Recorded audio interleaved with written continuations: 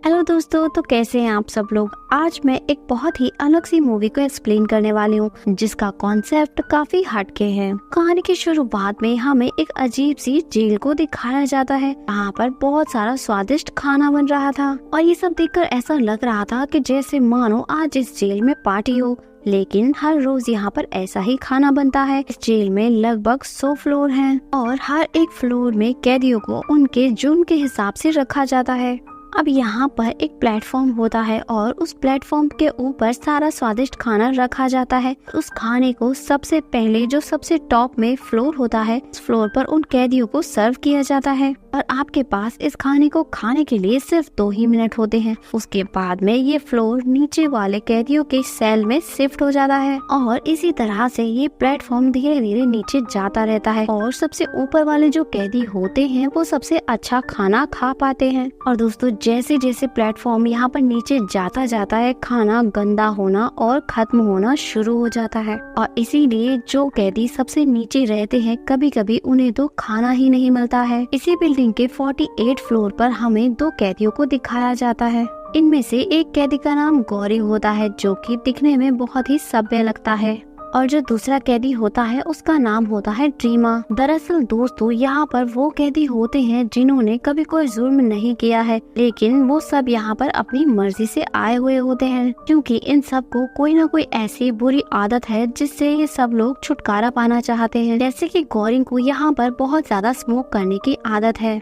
लेकिन इसका जो दूसरा सेलमेट होता है ड्रीमा, उसको बहुत ज्यादा गुस्सा आता है। एक दिन उसने टीवी को नीचे फेंक दिया था, उसकी वजह से एक आदमी की मृत्यु हो गई थी और इसी वजह से वो अपने गुस्से से निजात पाना चाहता है। ड्रीमा यहाँ पर पिछले 6 महीने से है और अभी वो यहाँ पर 6 महीने और बिताना चाहता है क्योंकि उसे ऐसा लगता है कि उसका गुस्सा अभी तक शांत नहीं हुआ है। दोस्तों, यहाँ पर जब भी कोई इंसान आता है तो वो यहाँ पर तकरीबन 6 महीने के लिए आता है और हर 6 महीने बाद में उसे एक सर्टिफिकेट दिया जाता है और उस सर्टिफिकेट की वजह से उस इंसान की रेपुटेशन उस समाज के अंदर पूरी तरह से बदल जाती है। ड्रीमा यहाँ पर 6 महीने तक और रहने वाला है। वो गोरेन को बताता है कि तुम यहाँ पर जितना नीचे जाओगे उतना ही तुम्हें खाना मिलना बंद हो जाएगा। यहाँ पर एक ऐसा सेल भी है कि जहाँ तक तो खाना पहुँचता ही नहीं है और वो बताता है कि मैं उस लेवल पर रह चुका हूँ और उस लेवल पर रहकर लोग एक दूसरे को मार कर खा कर ही अपनी भूख मिटा पाते हैं। अब इन लोगों की सेल में वो प्लेटफॉर्म आ जाता है, लेकिन वो देखते हैं कि उस पर खाना पूरी तरह से बिखरा हुआ है। ड्रीमा उस खाने पर टूट पड़ता है, लेकिन गौरेन ऐसा नहीं करता। वो वहाँ से एक सेब उठाता है और उसे खाने लगता है। अब वो प्लेटफॉर्म नीचे चला जाता है और इसके बाद में इनके सेल का टेम्परेचर बढ़ने लग जाता है क्योंकि गौरेन ने यहाँ से खाना उठा लिया था।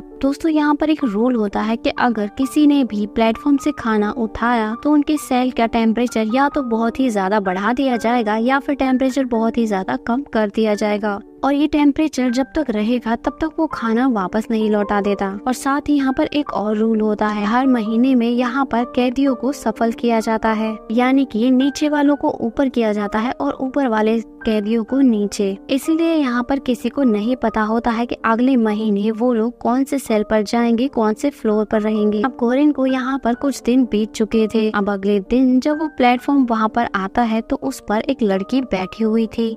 अब गोरेन के पूछने पर ड्रीमा बताता है कि इसका नाम मिहारू है और हर बार ये प्लेटफॉर्म के ऊपर बैठकर हर सेल में नीचे तक जाती है। दरअसल ये अपने बच्चे को ढूंढ रही है। अब जैसे जैसे वक्त बीतता है तो ये दोनों दोस्त बन जाते हैं। अब एक रात जब ये दोनों सो रहे थे तो इनके सेल में बेहोशी की दवा फैला दी जाती है क्योंकि अब यहाँ पर 1 महीना पूरा हो चुका था और अब इन्हें कैदियों के साथ में सफल किया जाएगा। अब जब गौरीन की आँख खुलती है तो वो देखता है कि उसे बांधा गया है और उसे किसी और ने नहीं बल्कि ड्रीमा ने ही बांधा है क्योंकि ये लोग इस वक्त लेवल 171 पर होते हैं जहाँ पर खाना नहीं पहुँचता है। अब ड्रीमा को डर था कि कहीं गोरेन उसे काट कर खा ना जाए, लेकिन यहाँ पर ड्रीमा ज्यादा खतरनाक था क्योंकि उसके पास चाकू था। दरअसल जब ये लोग स्टार्टिंग में इस जेल के अंदर आते हैं तो इनके पास एक ऑप्शन होता है, ये किसी भी एक चीज को अपने साथ लेकर आ सकते हैं। वो ट्रीमा यहाँ पर चाकू लेके आया था और गौरीन यहाँ पर किताब लेकर आया था। अब यहाँ पर प्लेटफॉर्म आता है और जिसमें बिल्कुल भी खाना नहीं होता है, यानी कि अगले 1 महीने तक इन्हें खाना नहीं मिलेगा। ट्रीमा गौरीन के पास आता है और उससे कहता है कि मैं 7 दिन तक भूख को बर्दाश्त कर सकता हूँ, लेकिन उसके बाद में मेरा खाना मैं तुम्हें बनाऊंगा। अब इसी तरह से 7 दिन भी बीत जाते हैं और उसे खाना नहीं मिलता, इसीलिए अब वो गौरीन को खाने वाला था। लेकिन तभी यहाँ पर वो रही लड़की जो अपने बच्चे को ढूंढ रही थी, मिहारू, वो आ जाती है और वो ट्रीमा पर हमला कर देती है। अब वो गौरीन को बचा लेती है, लेकिन ये दोनों मिल करके ट्रीमा को मार देते हैं। अब पूरे महीने तक इनके पास खाना था ट्रीमा के बॉडी के रूप में। अब ये लोग उसे खाकर ही अपना समय बिताने लगते हैं, लेकिन अब गौरीन को यहाँ पर हेलुसिनेशन होने लगते हैं और उसे अपनी सेल में ट्रीमा नजर आने लगता है। इसी तरह से 1 महीना भी बीत जाता है। अब इन्हें वापस से सेल में सफल किया जाता है। अब जब गौरीन की आँख खुलती है तो वो देखता है कि वो 33 सेल में होता है, जहाँ पर उसके साथ एक औरत होती है, उसका एक कुत्ता भी होता है और उस लेडी का नाम इमोग्री होता है। फिर गौरम जब उसे देखता है तो वो उसे देखकर हैरान हो जाता है, क्योंकि इमोग्री वही लेडी होती है जो यहाँ पर सेल में आने से पहले इनका सबका इंटरव्यू ले रही थी। इमोग्री उसे बताती है कि मुझे एक बहुत ही खतरनाक बीमारी है, बहुत ही जल्द मैं मरने वाली हूँ और मरने से पहले मैं भी इस जेल को एक्सपीरियंस करना चाहती थी। गौरीन उसे बताता है कि इस जेल में बहुत सारी गलतियाँ हैं, यहाँ पर नीचे बहुत सारे फ्लोर है जहाँ पर खाना नहीं पहुँचता है और उसी वजह से लोग एक दूसरे को मार कर खाकर जिंदा रहते हैं। इमोग्री कहती है कि मुझे इस बारे में बिल्कुल पता नहीं था। अब हालांकि इमोग्री इस समय अपने स्टाफ से बात तो नहीं कर सकती थी, इसीलिए वो एक दूसरा रास्ता निकालते हैं। जब भी प्लेटफॉर्म इनके पास में आएगा तो ये वहाँ पर बहुत सारा खाना सुरक्षित छोड़ देंगे और ऐसा ही सेम करने के लिए ये नीचे वाले फ्लोर वालों से भी कहेंगे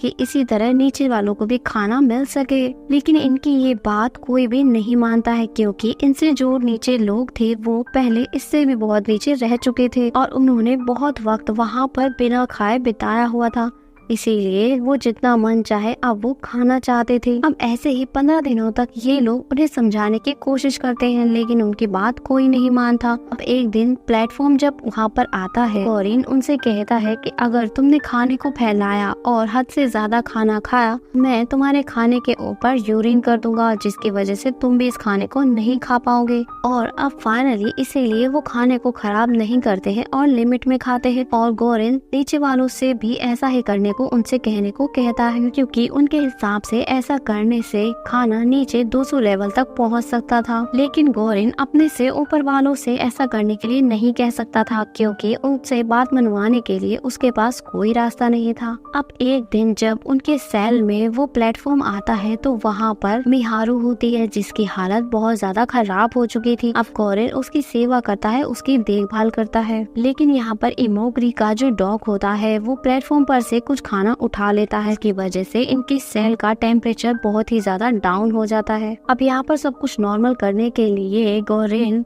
कुत्ते से वो खाना छीन कर उसे वापस फेंक देता है। गौरीन इमोग्री को बताता है कि मिहारू अपने बच्चे को ढूंढने के लिए हर रोज ऊपर से नीचे तक प्लेटफॉर्म पर आती है, लेकिन अभी तक उसे अपना बच्चा नहीं मिला है। अभी सुनकर इमोग्री कहती है कि जब मैंने इसका इंटरव्यू लिया था तो ये एक एक्ट्रेस है और इसके साथ में यहाँ पर कोई बच्चा नहीं आया था, ये यहाँ पर अकेली आई थी और ये सब सिर्फ इसकी इमेजिनेशन है। अब अगले सुबह जब ये लोग जागते हैं तो वहाँ पर देखते हैं कि वहाँ पर मिहारू नहीं होती है और साथ ही इमोग्री का जो डॉग होता है वो मर चुका होता है। असल में मिहारू ने इमोग्री के डॉग को मार दिया था। अब इस बात से इमोग्री बहुत ही ज्यादा दुखी हो गई थी, क्योंकि वो अपने डॉग से बहुत ही प्यार करती थी। अब डॉग के जाने से इमोग्री पूरी तरह से टूट चुकी थी। अब दरअसल इमोग्री को यहाँ पर नहीं पता था कि इस जेल के अंदर इतना ज्यादा हालात खराब है कि लोगों को खाना नहीं मिलता है, जिस वजह से वो लोग एक दूसरे को ही मारने लगते हैं। अब इन दोनों को भी यहाँ पर 1 महीना बीत जाता है और फिर से यहाँ पर बेहोशी की हवा छोड़ी जाती है। बाद में ये लोग देखते हैं कि इस बार ये लोग जिस सेल में थे उसका नंबर 202 था, जबकि इमोग्री ने तो बताया था कि यहाँ पर 200 से ज्यादा फोर्स नहीं है। अब इमोग्री ने यहाँ पर अपनी जान ले ली होती है, क्योंकि इतने टाइम तक यहाँ पर अपने स्टाफ के साथ काम करने करने के बावजूद भी उन्होंने इससे बहुत सारी बातें छुपाई होती हैं और वो एक बहुत ही खतरनाक बीमारी से जूझ रही थी और उसने अपने डॉग को भी खो दिया था और साथ ही वो ये भी जानती थी कि यहाँ तक खाना कभी नहीं पहुँचेगा, इसीलिए उसने अपनी जान ले ली ताकि गौरीन को उसके शरीर के रूप में खाना मिलता रहे। अब गौरीन 1 महीना यहाँ पर निकालता है उसकी बॉडी को खाकर ही, और अब जब अगली बार उसकी आँख खुलती है तो वो अपने आप को लेवल 6 पर पाता है और यहाँ पर उसका पार्टनर एक आदमी होता है जिसका नाम बैरेट है। बैरेट दरअसल यहाँ से निकलना चाहता था और उसके पास एक रस्सी भी थी। अब जब वो रस्सी से ऊपर जाने की कोशिश करता है तो ऊपर वाले उसे यहाँ से आने नहीं देते हैं, बल्कि यहाँ तक कि वो बस यहाँ से गिरने ही वाला होता है, लेकिन गौरीन उसे बचा लेता है। अब गौरीन बैरेट से कहता है कि मैंने काउंट किया है यहाँ पर 200 से भी ज्यादा लेवल्स है और अगर हम खुद से सबको जाकर खाना बांटे तो खाना सबको मिल सकता है। और एक बार प्लेटफॉर्म जब सबसे नीचे पहुँच जाता है तो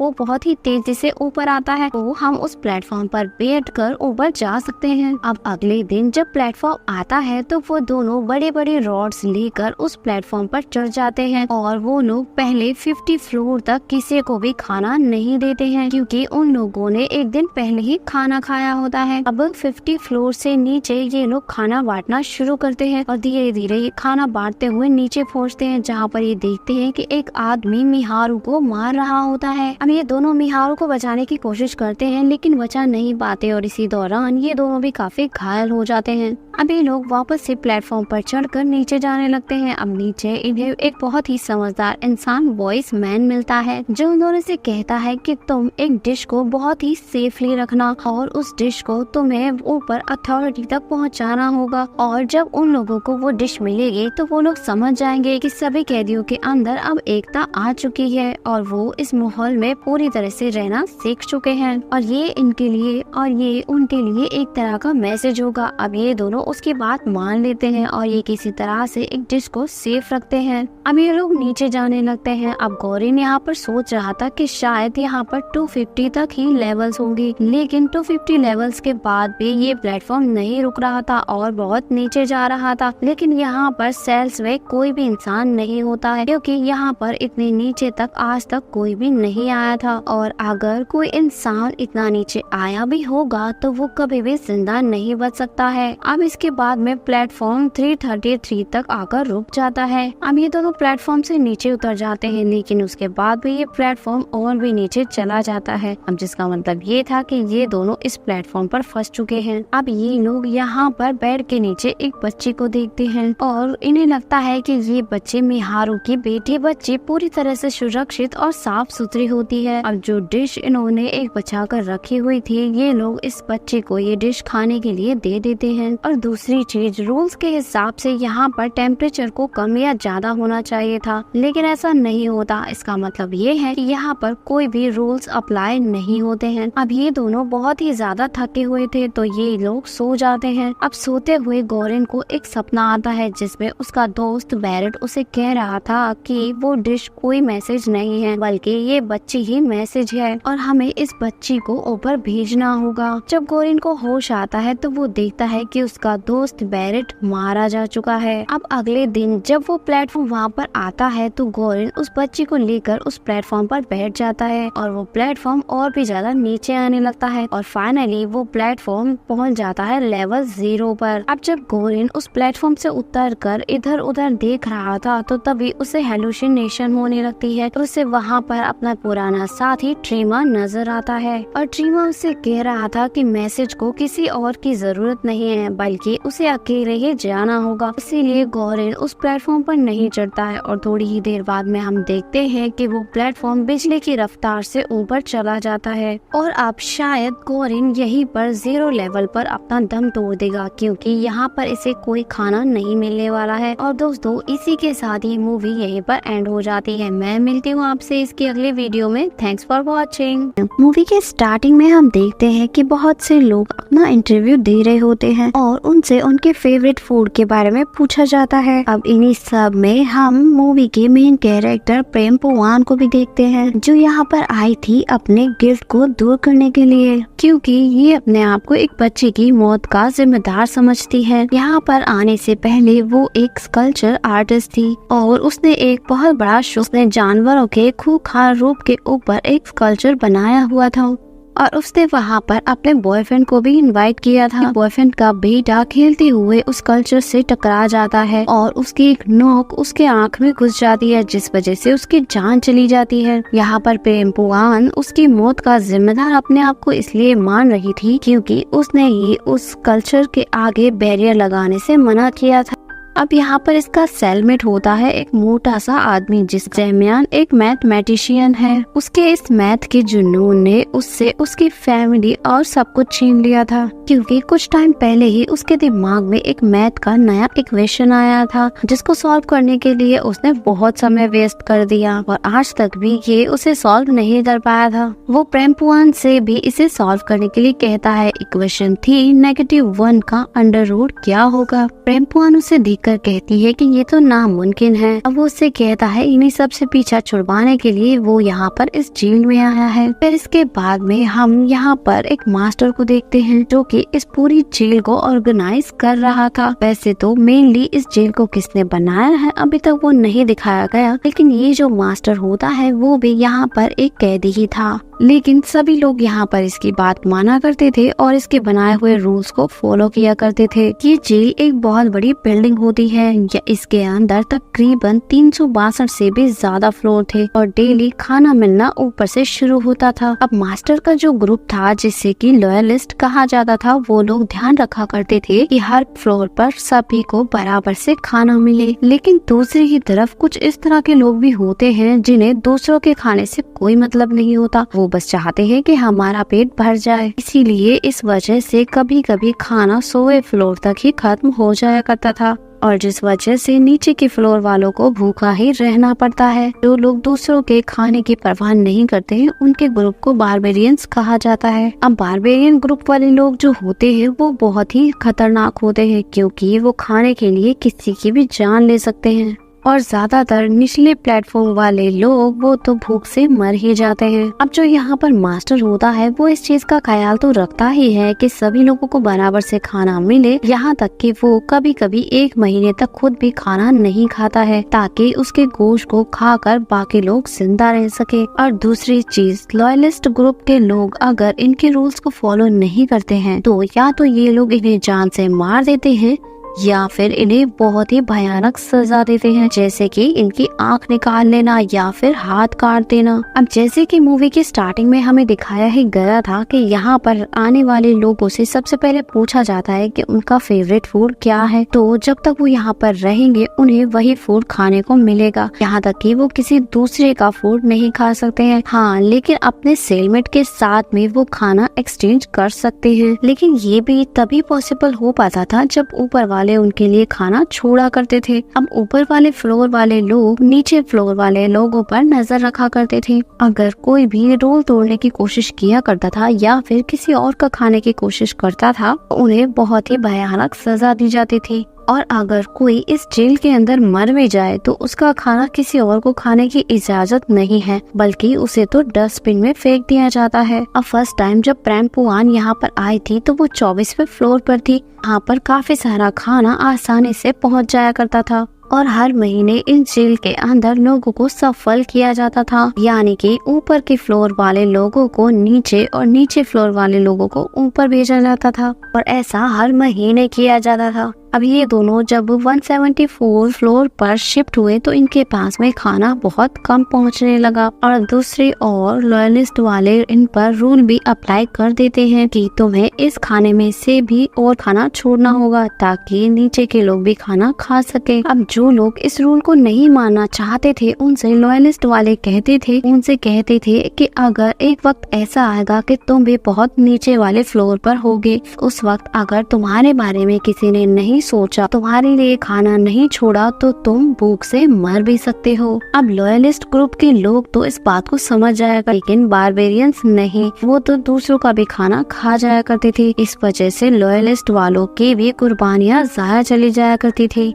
अब इसी तरह से 1 महीना और गुजर जाता है। अब फिर से इन्हें प्लेटफॉर्म पर शिफ्ट किया जाता है और इस बार प्रेमपुआन और जमान को मिलता है 180 प्लेटफॉर्म और यहाँ तक इनके पास सिर्फ खाली बर्तन ही पहुँचा करते थे। अब इन दोनों को इस फ्लोर पर रहते हुए 20 दिन गुजर चुके थे, यानी कि बिना खाना खाए इन्होंने 20 दिन निकाल दिए थे और अभी 10 दिन बाकी थे शिफ्टिंग होने में। लेकिन ये उस शिफ्टिंग पर भी यकीन नहीं कर सकते थे, क्योंकि ऐसा भी तो हो सकता था कि ये अगली बार और भी ज्यादा नीचे चले जाते। अब यहाँ पर भूखा रहने की वजह से ज़ेमियान की तबीयत और ज्यादा खराब होने लगी थी। उससे भूख बर्दाश्त नहीं हो रही थी, इसीलिए वो अपने आप को आग लगाकर मार डालता है। अब जब ज़ेमियान का शरीर जलकर उसके जिस्म के टुकड़े नीचे गिर रहे थे, नीचे फ्लोर वाले लोगों ने बिल्कुल नहीं सोचा और उसे भुना हुआ मांस समझकर खाने लग गए। अब इसके बाद में 1 महीना भी गुजर जाता है और फिर से प्रेमपुआन को नए फ्लोर पर शिफ्ट किया जाता है। नए फ्लोर पर उसे एक नया सेलमेट मिलता है जो कि एक लड़की थी और उसका एक हाथ नहीं था। इस बार ये लोग 51 फ्लोर पर थे, जहाँ पर इन्हें थोड़ा बहुत खाना मिल सकता था। अब जो प्रेमपुआन की नई सेलमेट थी उसका एक हाथ पहले से ही कटा हुआ था, क्योंकि उसने एक भूखे की मदद की थी। यहाँ पर जो लोग मर जाते हैं उनकी लाशों को इधर उधर फेंक दिया जाता है, तो प्रेमपुआन की सेलमेट ने उस भूखे को बस उस लाश का एक टुकड़ा खाने के लिए दे दिया था। अब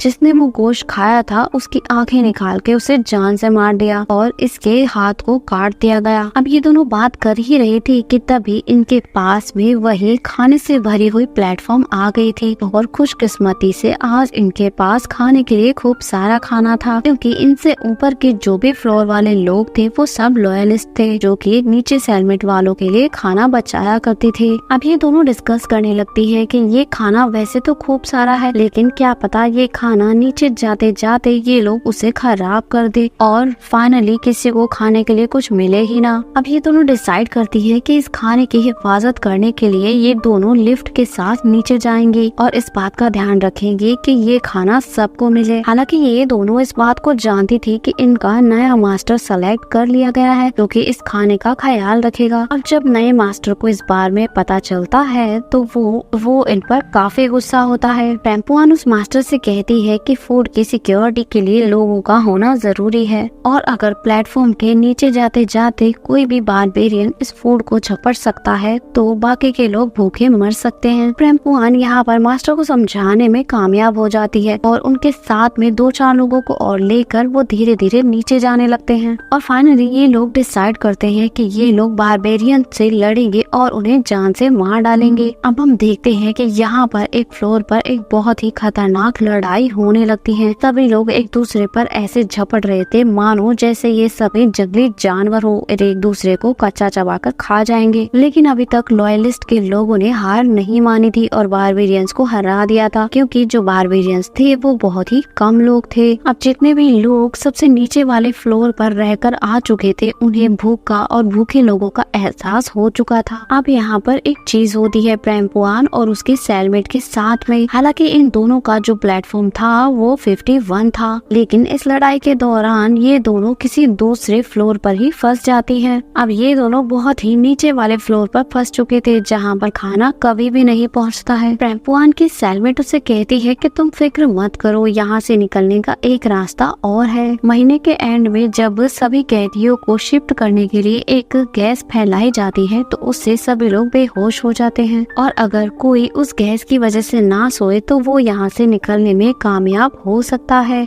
अब इन दोनों को जैसे तैसे यहाँ पर 1 महीना गुजारना ही था, उसके बाद ये यहाँ से बाहर निकल सकती थी। लेकिन इससे पहले ही लॉयलिस्ट वाले लोगों ने इन्हें सजा देने की ठान ली थी, क्योंकि इन दोनों ने लॉयलिस्ट के कानून भी तोड़े थे और अपना फ्लोर भी छोड़ दिया था। अब क्योंकि प्रेमपुआन की सेलमेट ने लॉयलिस्ट का दूसरी बार रूल तोड़े थे तो उसे बहुत ही बेरहमी से जान से मार दिया जाता है और प्रेमपुआन का एक हाथ काट दिया जाता है। प्रेमपुआन के साथी को उस उस प्लेटफॉर्म से बांधकर निचले वाले फ्लोर्स पर भेज दिया जाता है, जहाँ पर लोगों ने काफी लंबे समय से खाना नहीं खाया था। इसीलिए सबसे नीचे वाले फ्लोर के लोग की बॉडी को चीर फाड़ करके खा जाते हैं। प्रेमपुआन अपने सेलमेट की मौत से बहुत ही ज्यादा दुखी थी और इस बार वो 72 फ्लोर पर, जहाँ पर उसका सेलमेट एक बूढ़ा आदमी होता है। दोस्तों, ये बूढ़ा आदमी वही है जिसको हमने फर्स्ट मूवी में देखा था। अब क्योंकि ट्रीमाकासी के पास में एक चाकू भी था, प्रेमपुआन उससे वो चाकू ले लेती है क्योंकि अब इसके दिमाग में एक नई खुराफाती प्लान चल रहा था। प्रेमपुआन यहाँ पर डिसाइड करती है कि वो बारबेरियंस के बजाय लॉयलिस्ट वालों से बदला लेगी, जिसने कि उसका एक हाथ छीन लिया था और साथ ही उसकी सेलमेट को भी मार दिया था। प्रेमपुआन की सोच भी काफी बदल चुकी थी। वो सोचने लगती है कि बारबेरियंस भले ही खाना चुराते थे, लेकिन कम से कम रूल्स के नाम पर वो किसी की जान तो नहीं ले रहे थे। अब प्रेमपुआन ट्रीमाकासी के साथ में खाने के उस लिफ्ट पर चढ़कर दूसरे फ्लोर्स पर जाती है। प्रेमपुआन अब यहाँ पर बारबेरियंस को भड़का रही थी लॉयलिस्ट के खिलाफ में। वो दो लोगों का ग्रुप बनाकर अपनी टीम को और बड़ा कर लेती है। अब खाने के खत्म होते के साथ में ही ये लोग लॉयलिस्ट के फ्लोर तक पहुँच जाते हैं और वहाँ पर पहुँचते ही प्रेमपुआन ने जंग का ऐलान कर दिया था। यहाँ पर मौजूद सभी लोगों को यही लग रहा था कि ये जंग खाने के लिए थी, लेकिन असल में ये जंग तो यहाँ पर आजादी के लिए थी। प्रेमपुआन अब यहाँ से निकलना चाहती थी। यहाँ पर ये लोग एक दूसरे के ऊपर बहुत ही बुरी तरह से हमला कर रहे थे। जिसके हाथ में जो आ रहा था वो उसी से उसको टॉर्चर कर रहा था। यहाँ पर एक बहुत ही खतरनाक लड़ाई हमें देखने को मिलती है। यहाँ पर कई बारबेरियंस की जान चली गई थी और कई लॉयलिस्ट की। अब फाइनली लॉयलिस्ट के मास्टर के हाथ में प्रेमपुआन आ जाती है और वो उसे जान से मारने की कोशिश करता है। प्रेमपुआन अपने साथियों यानी बारबेरियंस को अपनी हेल्प के लिए बुलाती है, लेकिन जब कोई भी उसकी हेल्प के लिए नहीं आता है तो वो खुद की ही मदद करती है। वो वहाँ से एक चाकू उठाती है और उस मास्टर के पेट में स्टैब कर देती है और उसे जान से मार देती है। क्योंकि उसे यहाँ से बाहर निकलना था तो वो पेंटिंग का एक टुकड़ा खा लेती है, अपने गले में फंसा लेती है। और अब जब वो गैस छोड़ी जाती है तो वो कुछ देर के लिए बेहोश हो जाती है, लेकिन उसे वापस से होश आ जाता है। और अब जब उसे होश आता है तो वो नोटिस करती है कि उसे बाकी लाशों के साथ में यहाँ से ले जाया जा रहा था और वो एक ग्रीन कलर के रूम में थी। और हम देख पाते हैं कि इस जगह पर बहुत ही हाई टेक्नोलॉजी थी और यहाँ पर ग्रेविटी बिल्कुल नहीं थी, जिस वजह से सभी लाशें अपने आप यहाँ से उड़ रही थी। और वो जैसे ही सभी लाशों को बाहर फेंकने लगते हैं, प्रेमपुआन यहाँ पर लेवल 333 के नीचे छुप जाती है। तभी वो देखती है कि यहाँ पर एक बच्चे को लाकर सुला दिया जाता है। अब इन लोगों के जाने के बाद में प्रेमपुआन उस बच्चे को भी अपने साथ ले जाने का डिसाइड करती है, क्योंकि वो उस बच्चे को यहाँ पर मरता हुआ नहीं छोड़ सकती थी, क्योंकि ये जो फ्लोर था यहाँ पर कभी भी खाना नहीं पहुँचता है।